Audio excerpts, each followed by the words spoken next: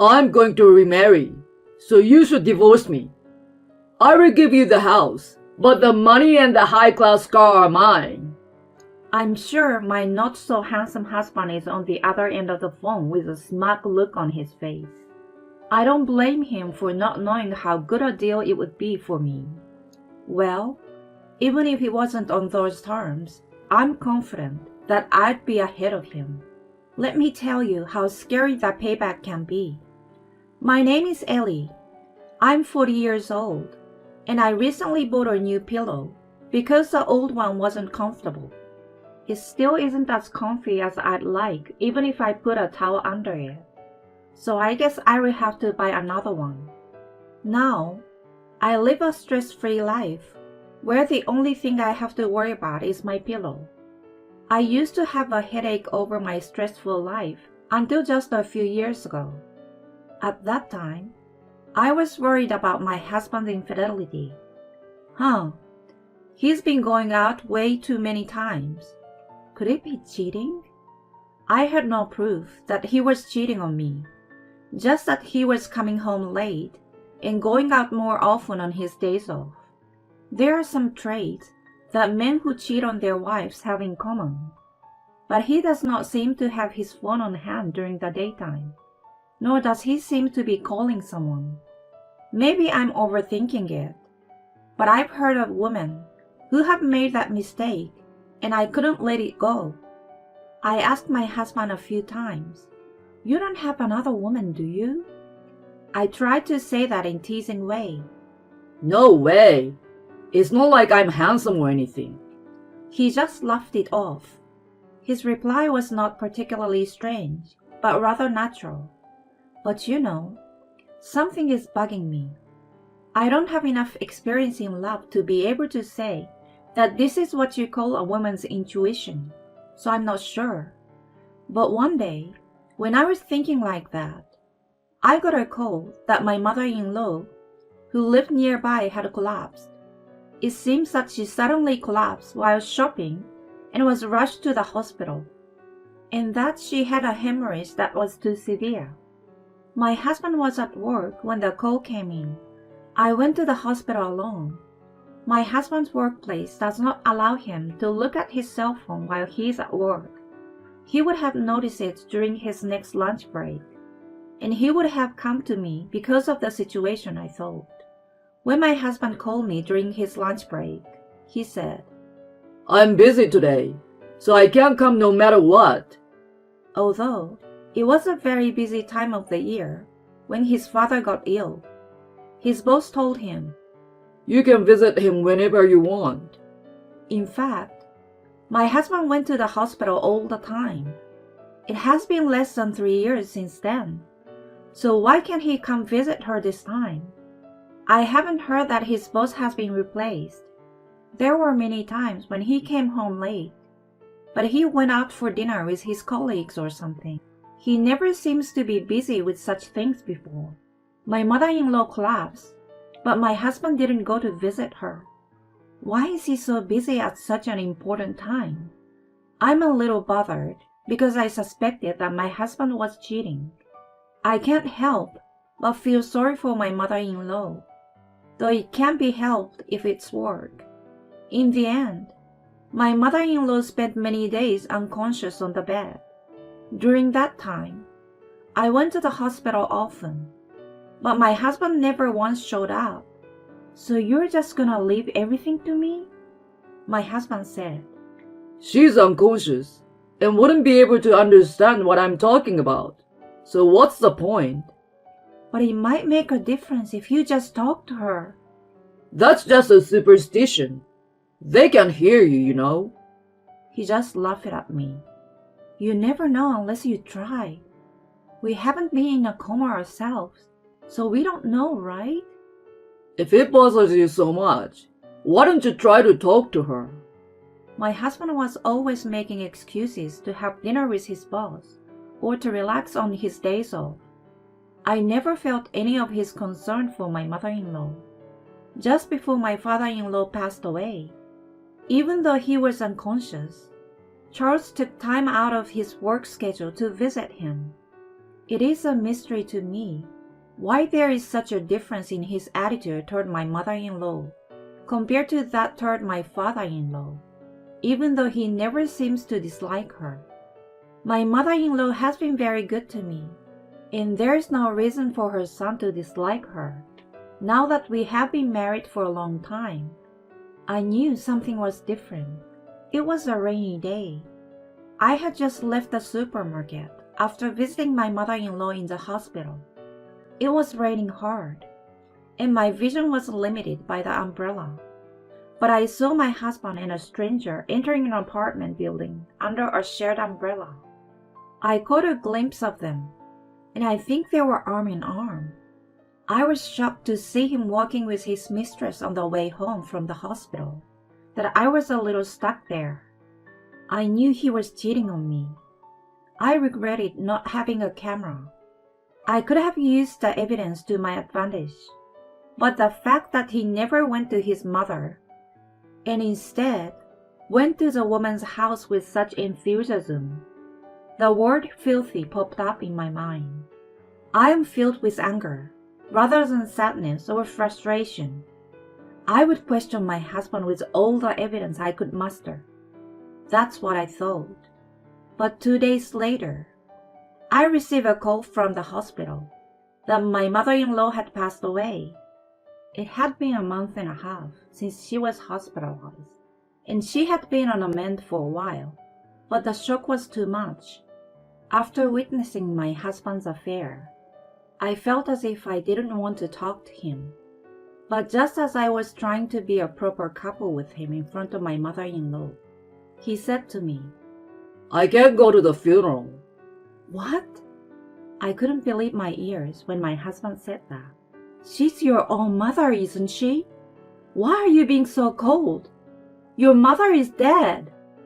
As much as I'd love to go, I have to go to work. Liar! You're going to that girl's place anyway, aren't you? I held my mouth without thinking. I was going to pretend as if I didn't know about the affair yet. I was so angry that I ended up bursting it out. What? You knew? Yes, she's more important than a dead parent. This is an important time indeed. What the hell? That's disgusting! I got angry and slapped my husband, crying. He sighed in disapproval and said, I'm going to work. He heads for the door with his bag in his hand. I have so many things to say, and I want to grab my husband by his shirt and yell at him. But I was so frustrated and angry that I couldn't take a single step. Filthy, irresponsible, selfish, outrageous. I can't stop thinking of all those words. I didn't want to send my mother-in-law off like this, so I tried my best to calm down and wiped away the tears from my eyes, thinking that at least I should send her off properly. I cooled my eyes and went to the funeral. When I returned from the funeral that night, there was no car in the garage, and my husband had not returned home yet. I guess he's probably just relaxing with that girl, thinking that the affair is out in the open. It really pisses me off. Remembering my frustration before I left home again, I opened the drawer to put the pearl necklace I was wearing back on the shelf. I realized my bank book was missing. It should be here. I went through the contents to see if I had misplaced it, but there was no sign of it. In fact, the contents were in their usual orderly state, so it couldn't have gotten lost anywhere.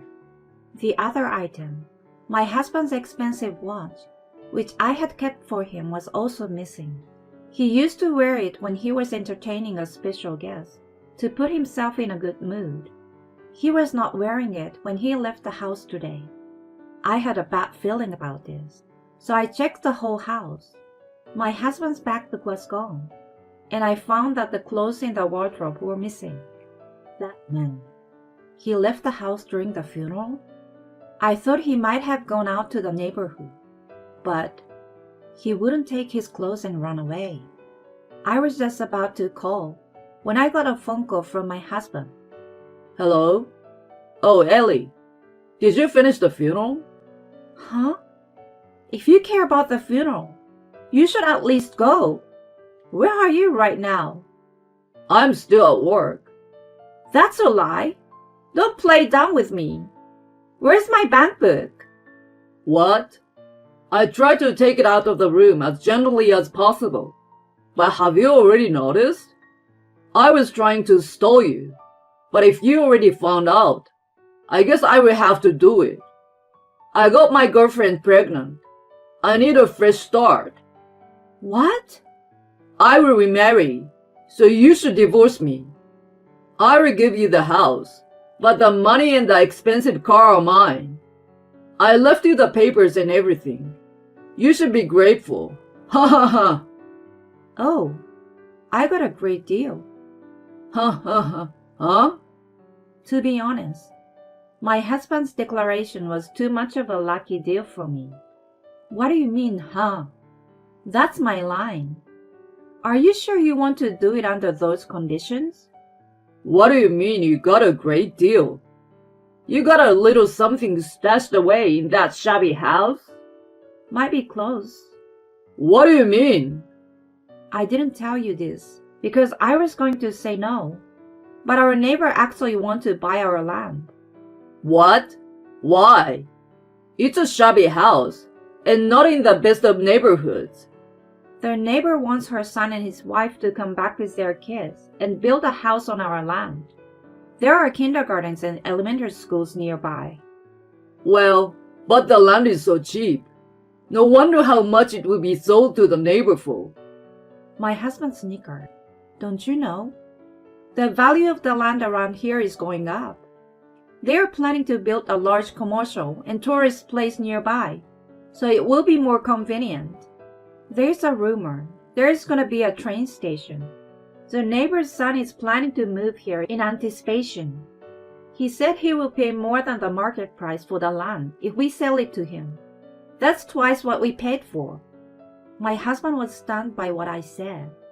The price of the land alone is more than the money in my bank book and the car. And for the record, I hardly ever drive, and that car isn't even an eco-friendly car, is it? You call it a luxury car, but an old-school Mercedes. I don't need it because it's expensive to maintain. The time has come for eco-friendly cars. Yes, our car was certainly a well-known luxury car when we bought it. But after more than 15 years, the car is a shabby condition, and it costs a lot of money to maintain it. My husband may feel brand recognition because it was a luxury car that he was able to buy. As for me, it is just a piece of iron left behind by the times. There was no reason for me to want it. Well, if you're happy with it, fine. Divorce me anyway. I will give you a divorce if you and your partner give me alimony. But if not, I will never divorce you. Huh? You have money for the land. She's got nothing to do with this. This is our problem, right? What are you talking about? This is a problem that you and your affair partner had caused. Of course she is involved. It's all about money, isn't it? Don't try to cover it up. And if you love your partner, why don't you just pay the alimony generously? Or is your relationship with your partner also about money? Ha ha ha. Don't mess around with me. Oh, I'm scared. I'm not messing around, but I guess you don't have a stomach for it. I feel sorry for the other woman's child. She's stuck with a man who got her pregnant and then abandoned his responsibility when his wife asked for alimony. I will pay it. I'm not that kind of man. First of all, I've got your bank book right here. And worst of all, you can't just take them. My husband snickers. I will give a big fat expose to this guy. It's hard being someone who does everything manually. What? What's with you all of a sudden? Banks these days have apps that let you transfer money. I will have the money in my account during this call. Don't you know that? I've moved on to online banking. I'm glad I let the call go on so long. It was a big success. What? You don't. You don't have the app or the PIN number. So you're gonna have to go to the bank every time you want to look it up. Tough luck. The struggles of the digitally challenged. My husband is speechless while I laugh. I guess he was more shocked than I expected. Shame. Now if you want a divorce, you will have to pay me alimony. You and your partner. You're kidding. It's true. You're boring for a guy who does such a big thing as cheating on his wife. You should at least say something good. You will pay alimony, right? You want to have a second life with your partner, don't you? Don't tell me you want to stay married to me because you can't afford it. Saying that, I deliberately provoked my husband again and again. If I don't divorce him, his baby would learn that his father was a scumbag.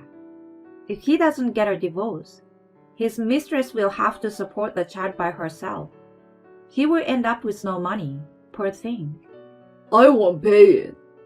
It was so funny that my husband was sobbing in the middle of the conversation, that I was more excited now than I had planned to be, and I couldn't help but provoke him. In the end, my husband realized that it would be the hell for him to stay married to me, and he chose to pay me alimony and live with his partner. I deliberately provoked him to think so. So it was all planned, because I don't think I would ever live with such a man again. And while my husband was sulking, I said, "If you don't want to be called a thief in front of your company, give me back the bank book, because I know where your mistress lives, and I don't care what happens to you." I threatened him, and he said in a quiet voice, Yes, I'm sorry. I couldn't understand him because he was crying. I guess he was afraid of my provocation. After that, we discussed divorce, and it was decided to demand alimony from both the cheater and my husband. Well, actually, the cheating partner is pregnant and quit her job, so it seems that the husband is going to pay everything for the time being. As a matter of fact, he had proposed to share the property with me for the land. But I cited his criminal record of stealing my bank book and said to him, "Who are you to talk like that?" I was so hard on him that he gave up. I may have threatened him a little, but since he had a child with another woman and left his own parents to me, I guess I could be forgiven at least this much. My husband, who was supposed to be smiling with pride at having a lot of money and a luxury car, was worried about the fact that even his savings would be dried up in the future. It's hard to be the one who has to pay all the bills, isn't it? I thought about imitating a baby and saying, "Hang in there, Daddy," but decided against it, thinking it would be in bad taste. The cheater was quite nervous, but well, it wouldn't be good if something happened to the baby if I destroyed them too much. I'm so nice. It turns out that my ex-husband often left work after his mother had fallen ill and met with his girlfriend in between. But the company found out. Someone on paid leave saw him and the woman he was having an affair with walking together. Due to this, he got a pay cut. There is alimony, money for the kid in the future, moving out of an apartment that's not suited for raising kids, and a whole bunch of other events that cost money. Maybe that's why, when we were discussing about divorce, the woman in me, who had detected his affair at an early stage, said that the couple might not last long because the cheating partner who was present at the meeting seemed a little cold toward my husband. Whether it is true or not is another story. On the other hand, I sold my land and moved to a new place, and now I'm working as an IT school teacher for children. Actually, I had the same job before I got married, so it was easy for me to find a job. I have never raised children myself, but there are so many children here that they all seem like my own. Many of them are shy, but they all love computers. They seem to think of me as someone they can talk about what they like, and they're completely comfortable with me. They are so cute that they come to the places where the instructors gather, even outside the class time. I hope that one day, these children will be in charge of the future of this country. Many of my coworkers are also single, so we all go out together on our days off. Being alone is not so bad when you have something to enjoy. I used to prepare dinner at a certain time, vacuum the house, and call it a day. I feel that I'm enjoying the present much more than when I was a housewife. I don't know what will happen in the future, but for the time being, I will enjoy this special luxury.